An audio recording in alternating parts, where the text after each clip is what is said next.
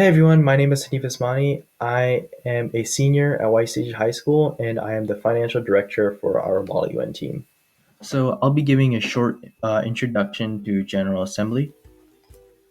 First, just some basic information about what the actual UN is. It's an intergovernmental organization that aims to maintain international peace and security, develop friendly relations among nations, and achieve international cooperations. So, General Assembly is one of the six principal organs of the UN, and it serves as the main policy-making organ of the UN. So, whenever you hear that the UN just regulated something or made a policy, it's from the General Assembly. So, in Model UN, the most common committees that you'll see for GA are Disarmament and International Security, or DISEC, Economic and Financial, ECOFIN, Social, Humanitarian, and Cultural, or SOCUM, Special, Political, and Decolonization, SPECPOL, and the World Health Organization, or WHO. There are other committees, but these are the most common ones.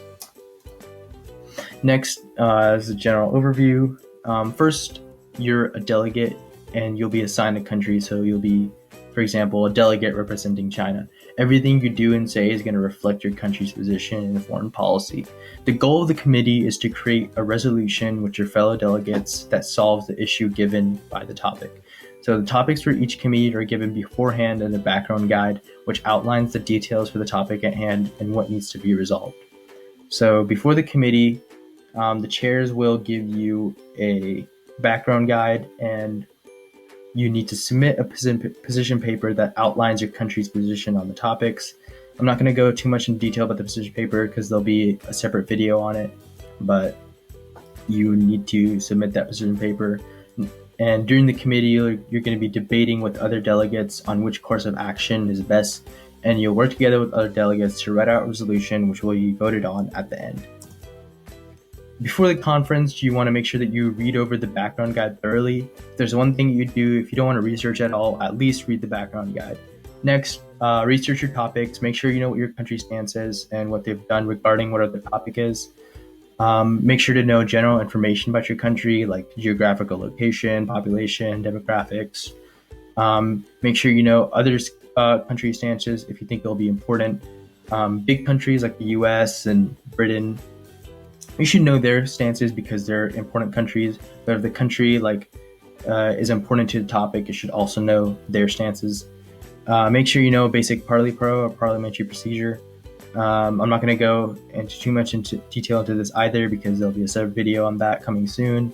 And then once you've done all the research, begin writing your position paper. Next, some basic etiquette.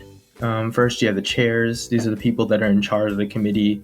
They're usually two chairs, and they administer what happened, but they don't have any direct effect on the committee regarding voting or what gets passed and what doesn't.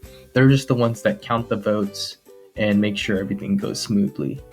Next, you have moderated caucuses, and it's important to know what these are since they make up a majority of the committee. And it's just a period of formal debate in which delegates will take turns to express their opinions.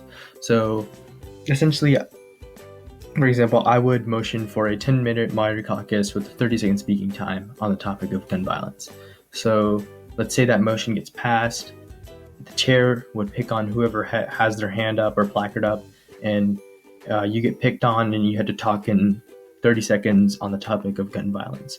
And that's basically the format of a moderated caucus.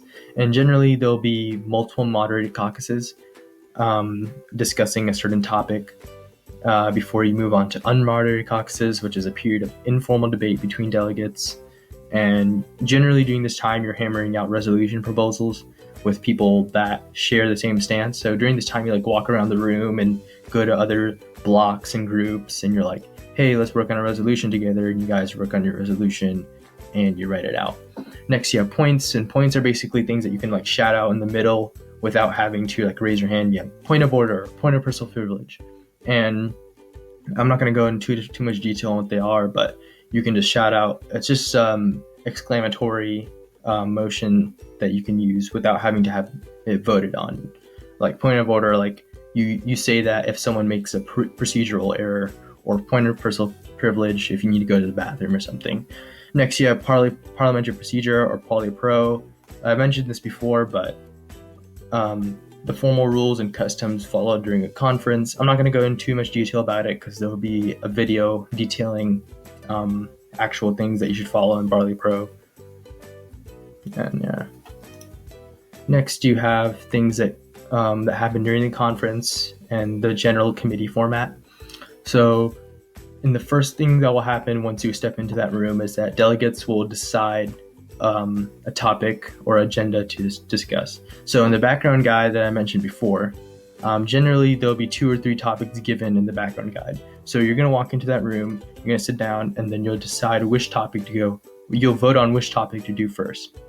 Next, a speakers list will be opened, and it's similar to a moderated caucus. You raise your placard to be picked on to speak, except there is no topic that you're speaking on. You're speaking on the topic that you chose in the previously.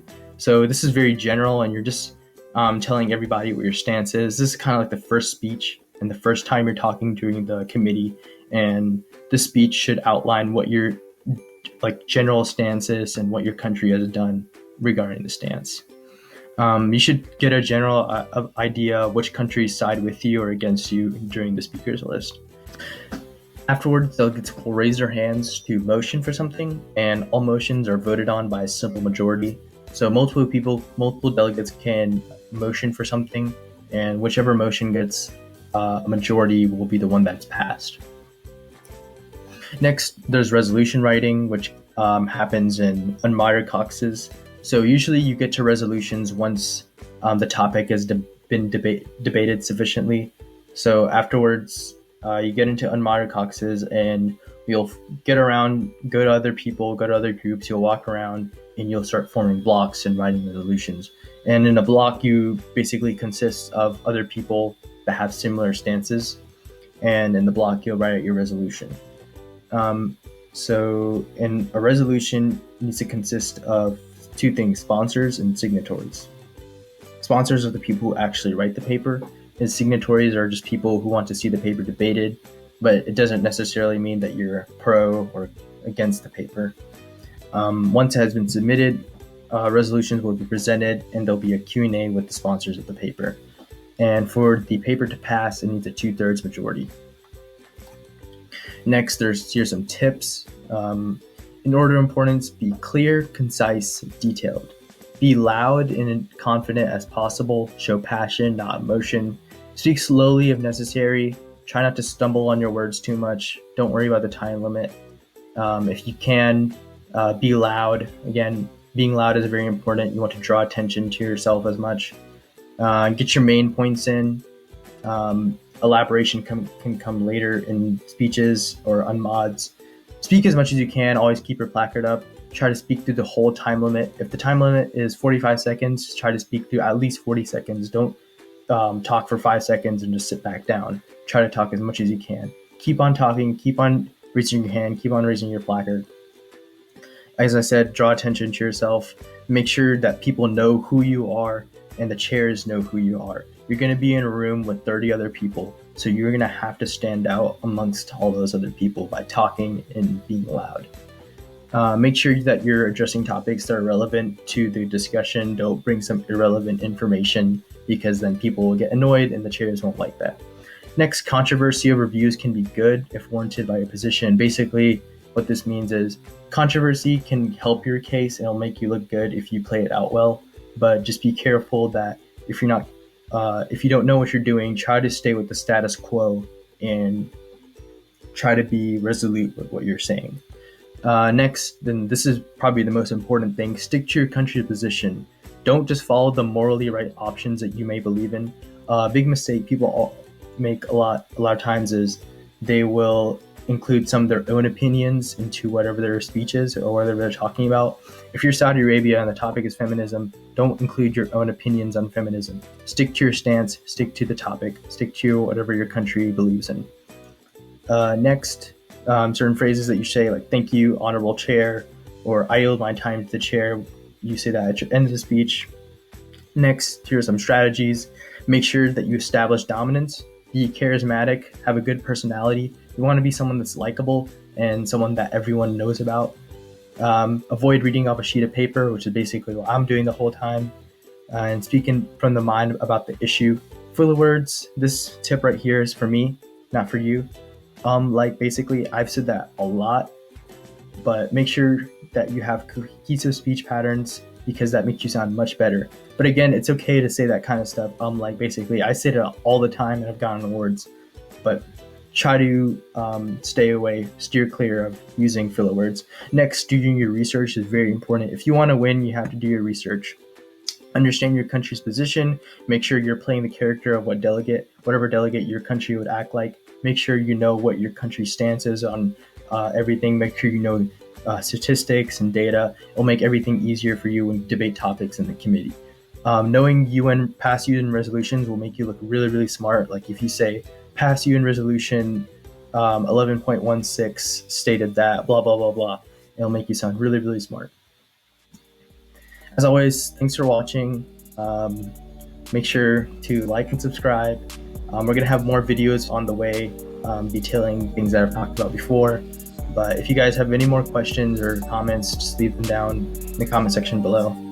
And yeah, thanks for watching, guys.